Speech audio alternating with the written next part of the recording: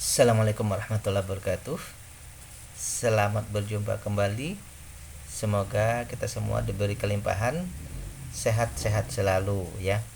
Hari ini 4 Juni 2024 kita akan kembali bersama-sama membuat resume fundamental saham dari laporan keuangan triwulan 1 2024. Ada 3 yang akan kita bahas, yaitu GEMS, GPRA, dan uang ya.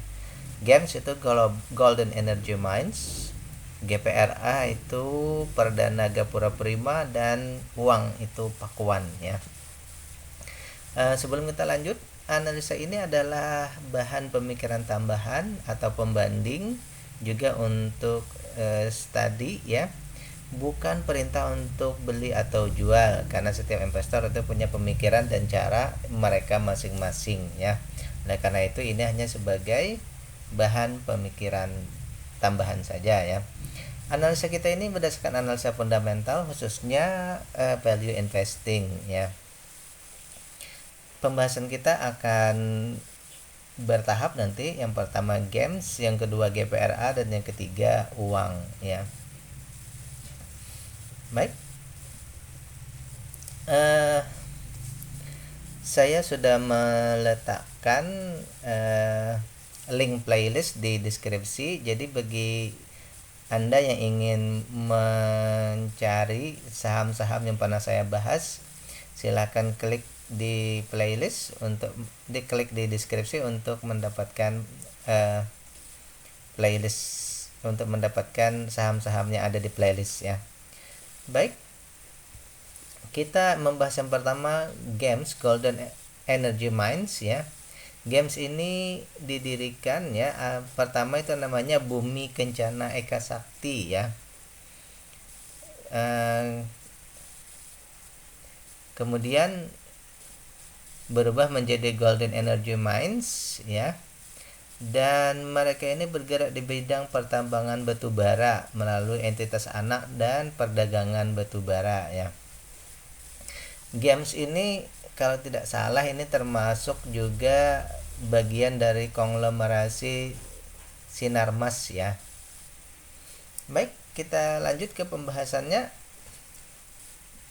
Yang pertama, dari segi harga dibandingkan dengan nilai bukunya, ini sekarang harga ini sudah jauh melampaui dari nilai bukunya ya. Karena mungkin ini saham ini berarti dihargai tinggi oleh investor ya. Sudah 181% ya, 181% di atas dari harga wajarnya. Harga perusahaannya itu hanya 2.228, sementara investor itu menghargai 6.200-an ya. So ini secara book value ini termasuk ya dalam kategori saya bertumbuh lamban, artinya dia sudah dihargai tinggi tadi ya. Kenapa? Karena berarti book value-nya yang harus mengejar harga ya. Yang kedua, dari segi keuntungan, ini maksimal untuk menentukan apa sekarang ini mahal atau murah. Maksimal beli ini kan di 12.410 ya. Harga sekarang masih 6.000, berarti ini termasuk dalam kategori murah karena ini diskonnya 50%. Jadi dari segi book value dan dari segi valuasi ini ada terjadi anomali ya. Satunya kemahalan, satunya murah ya. Tinggal kita mengecek lagi, mengkonfirmasi dengan dividen. Untuk tahun 2023 itu dividennya sudah full ya, 96,48%, sehingga didapatkan itu sekitar, kalau dibandingkan dengan triwulan 1 itu, maka jadinya sekitar 19% ya. Sangat luar biasa ya, dividennya sudah, DPR-nya besar, dividennya juga besar. Ini berarti, ini yang kita sebut berarti perusahaannya kita anggap mature ya, perusahaannya sudah sangat matang ya. Dalam artian bahwa matang, dalam artian bahwa mereka membagikan dividen seluruhnya, karena kemungkinan, berarti ya kemungkinan, kita belum tahu ke depannya, mereka tidak atau belum ada rencana untuk ekspansi ya di sini, sehingga semua keuntungan itu dibagikan. Kabar terbaru lagi bahwa ternyata mereka ini membagikan lagi ya, membagikan itu kan dividen untuk 2023. Ternyata mereka membagikan dividen lagi ya di interim di 2024 ini, baru setengah tahun ya sudah membagikan lagi ya. Di 2024 itu sekitar 410 ya. Saya tidak bisa tulis di sini. Jadi ini interimnya Rp410 ya. Akan kumdet nanti di tanggal 10 Juni ya, tanggal 6 tanggal 4 ya. Kumdetnya di tanggal 10 Juni ya. Berarti untuk tahun ini saja baru setengah tahun berjalan ya sudah ada pembagian dividen interim lagi ya. Itu kalau tidak salah sekitar 22%, Rp410 itu sekitar 22% untuk DPR-nya ya. Baik, kita lanjut di triwulan 1 2024 ini ya.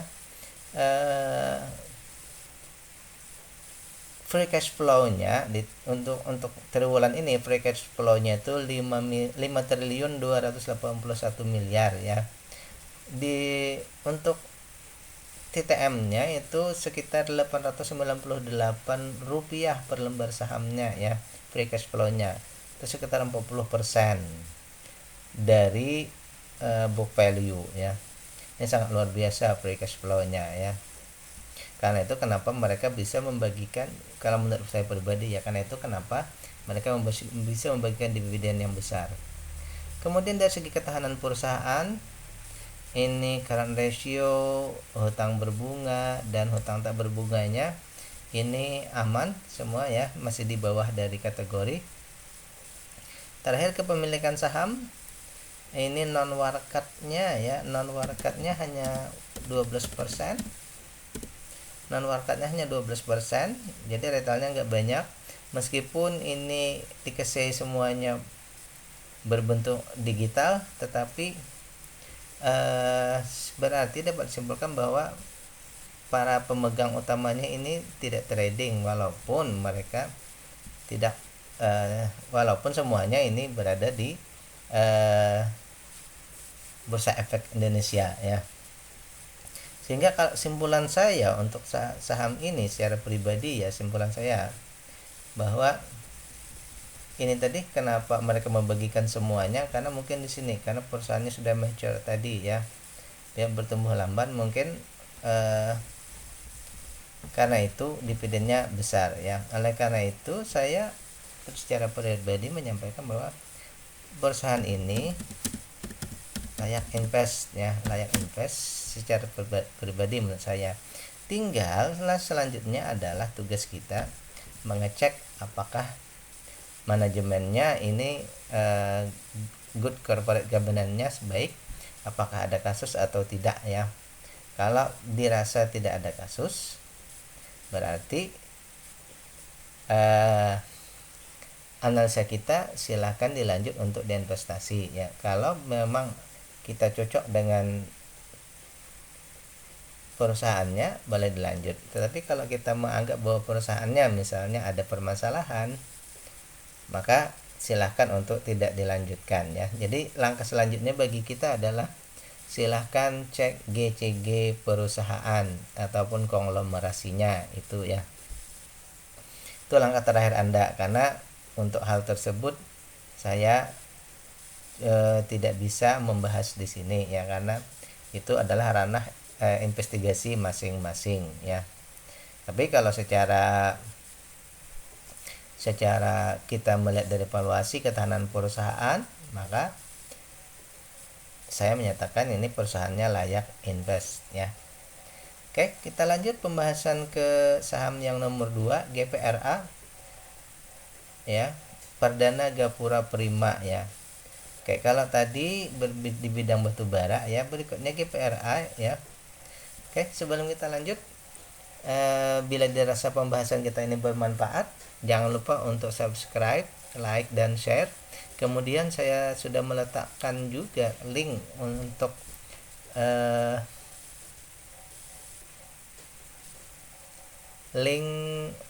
playlist saham-saham yang sudah saya bahas di triwulan 1 ada di deskripsi. Silahkan diklik di situ untuk mengetahui pembahasan saya tentang saham-saham yang sudah dibahas.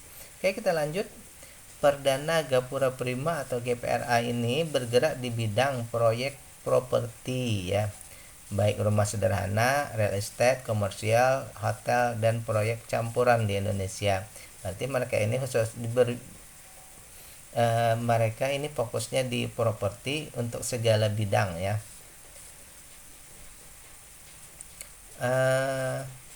Jadi GPRA ini adalah entitas induk ya. Induknya berarti mungkin bukan holding ya, tapi induknya ya. Holding tapi ya karena induknya berarti holding ya. Oke, lanjut. Kita akan membahas tentang masalah laporan keuangannya ya. Ini triwulan 1 2024 ya. Yang pertama dari segi book value, bahwa perusahaan ini masih dihargai murah ya. Investor masih menghargainya murah karena nilai perusahaannya ini 289, investor baru menghargai 84, sehingga ada gap harga dengan nilai buku perusahaan itu 71%. Ini berarti sangat besar kemungkinan perusahaan untuk berkembang lagi, bertumbuh lagi ya. Bukan persen bertumbuh, untuk investor ya, meningkatkan sesuai book value-nya. Yang kedua, dari segi keuntungannya, untuk mengetahui apakah pembelian kita ini murah atau mahal, dari segi maksimal beli ini 230, harga sekarang baru 84, diskonnya 63%. Ini luar biasa ya, ini luar biasa. Saya akan mengatakan bahwa ini memang luar biasa. Untuk book value itu 71% diskon, untuk value itu 63% ya. Nah, selanjutnya kita mesti mengkonfirmasi dengan dividen ya. Yang setahu saya, sayangnya perusahaan ini belum membagikan dividen. Nah, ini saja masalahnya, perusahaan belum membagikan dividen ya. Berarti kalau menurut saya pribadi, berarti kita harus menunggu nanti ya, perusahaan melakukan gebrakan, melakukan terobosan, misalnya di RUPS mereka membagikan dividen yang sesuai dengan keinginan kita ya. Misal ya, anggap saja dulu ya 25%. 25% saja ini sudah di atas 5% ya.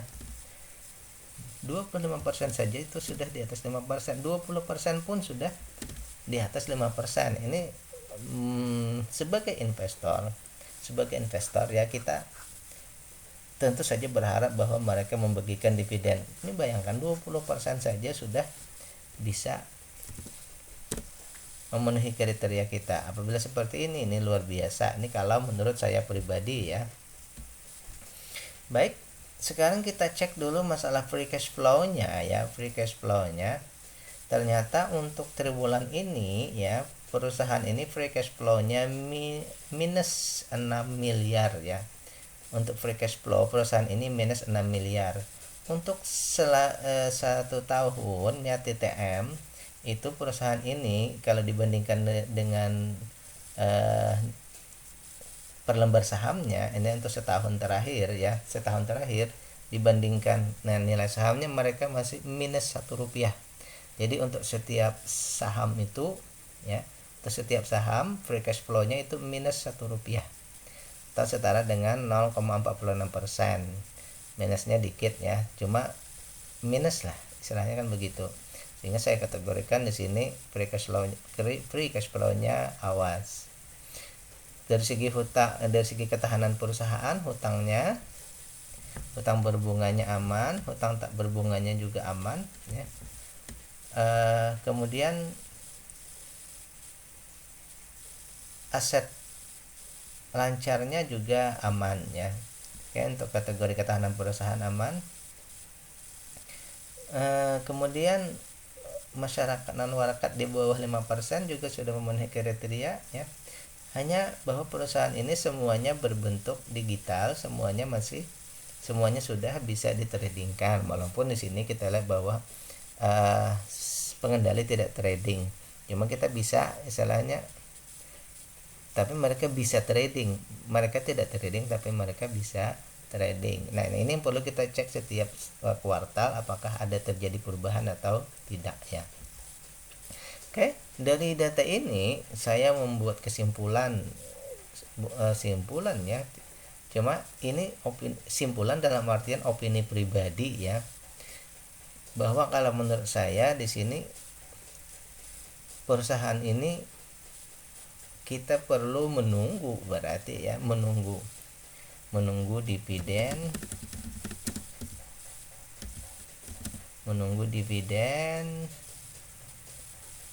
dan free cash flow-nya membaik ya. Menunggu dividen dan free cash flow-nya membaik ya. Karena data ini kita perlukan untuk menunggu atau untuk memastikan bahwa perusahaan itu sehat ya. Kalau menurut saya pribadi ya. Tapi bagi kita, bisakah perusahaan ini naik tinggi atau cepat? Mungkin saja ya, karena dengan misalnya valuasinya murah bisa saja dia naik dengan cepat. Cuma bagi trader bisa saja ya, karena mungkin mengejar waktu yang cepat. Tapi bagi sustainability investasi kita, maka tentu kita akan menunggu dulu semuanya menjadi lebih baik ya. Itu menurut saya pribadi ya. Kemudian yang ketiga, kita akan membahas saham yang ketiga, yaitu uang atau pakuan ya. Nah, pakuan ini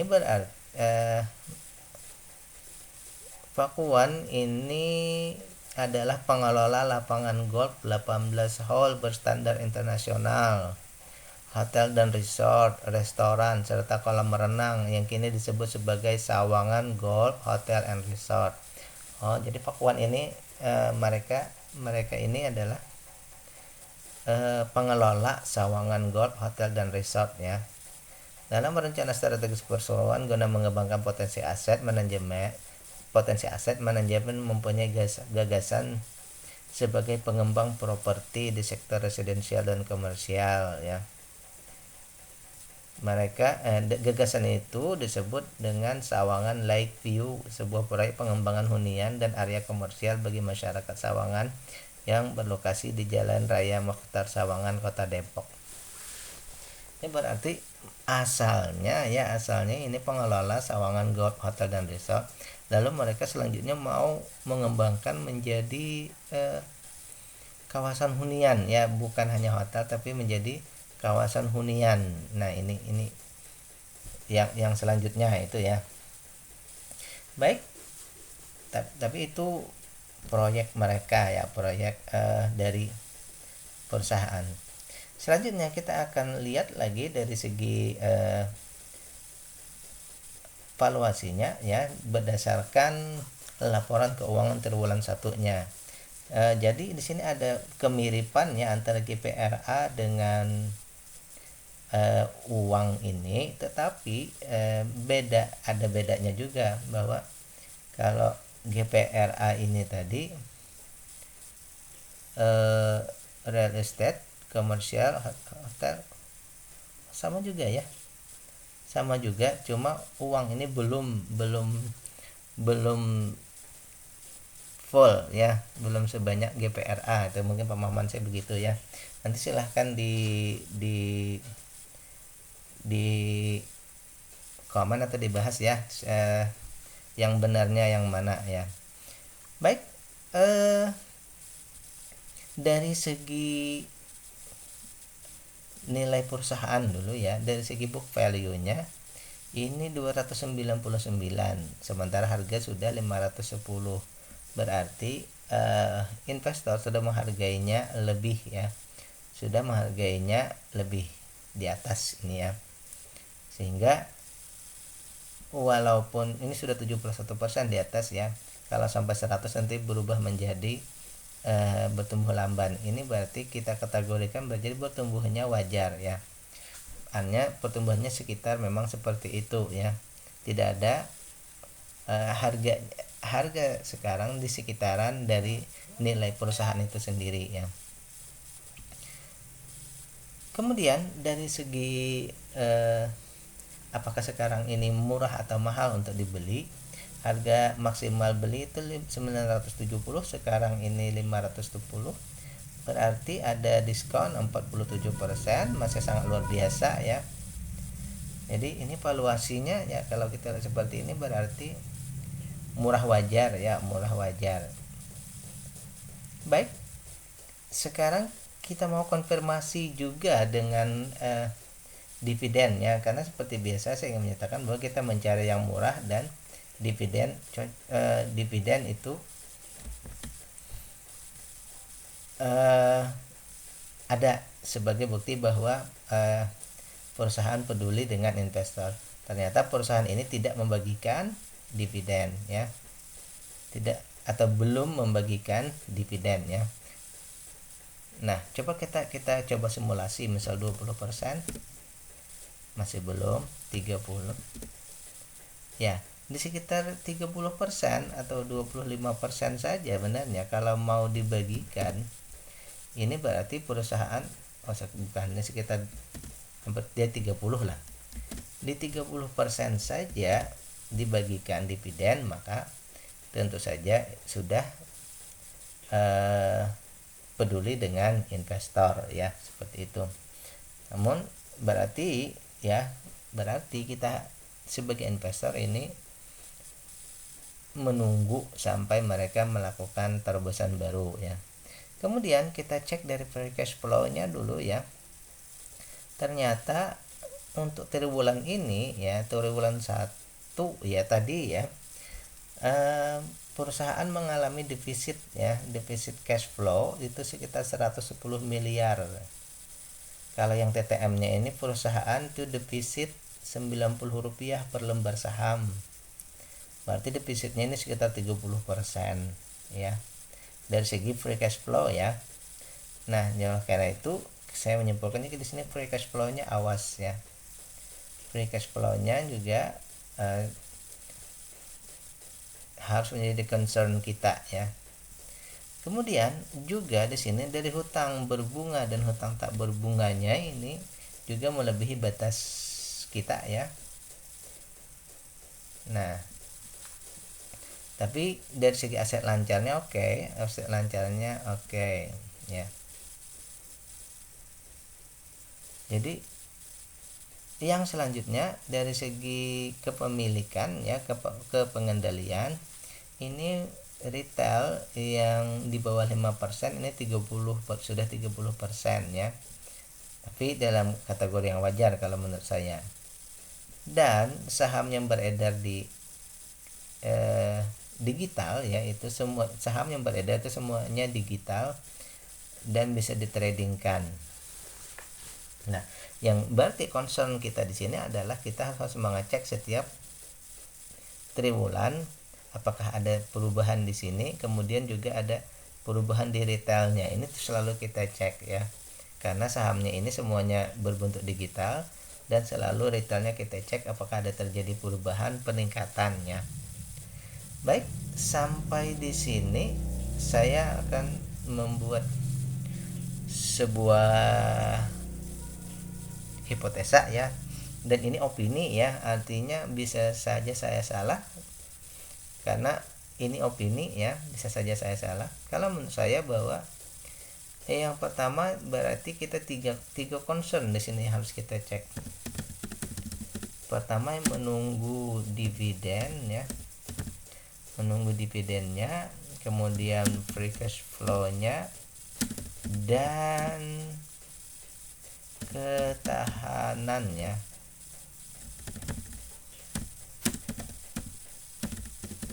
Kita harus mengconcern ini ya, tiga hal yang kita harus concern, yaitu kita harus menunggu dividennya ada, berarti kita menunggu RUPS. Kalau kita mau melirik saham ini, pertama kita tunggu RUPS-nya, apakah ada tadi perubahan dividen, dan kalau menurut saya minimal 30% tadi ya, 30% DPR-nya ya.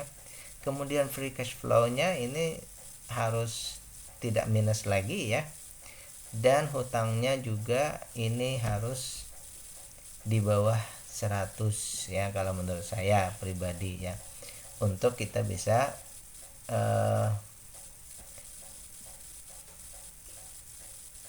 melanjutkan berinvestasi di sini.